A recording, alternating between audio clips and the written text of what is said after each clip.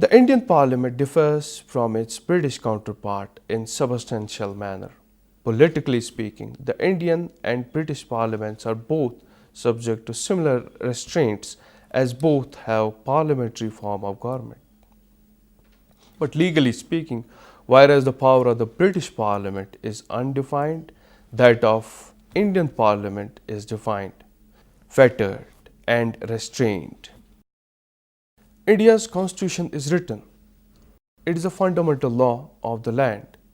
Its provisions are enforceable by the courts and it cannot be changed in ordinary legislative process.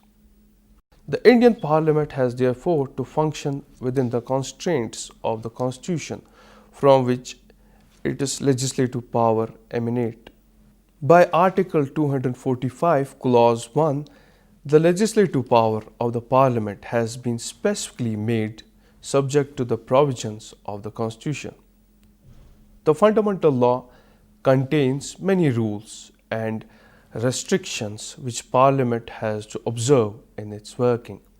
For example, there are restrictions regarding the subjects on which Parliament can legislate, and a law made beyond the assigned subjects is bad. There are fundamental rights guaranteed to the people of India, and a law made in contraventions thereof is unconstitutional by Article 13, Clause 2 of the Constitution of India. In Union of India versus Prakash Hinduja, the Supreme Court said Parliament exercised sovereign powers to enact laws. No outside power or authority can issue a direction to enact a particular piece of legislation.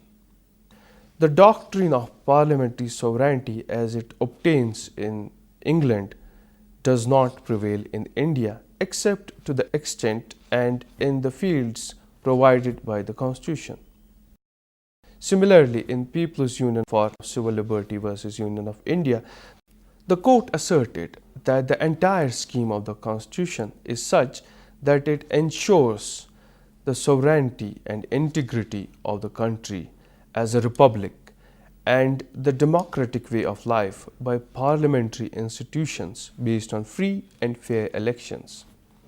Parliament may delegate legislative power to a point, and beyond that limit, delegation will not be valid.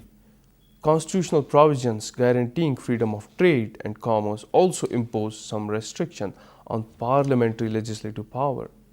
In addition, parliamentary taxing power is subject to few more restrictions. For example, under Article 289, property and income of the state are exempted from union tax.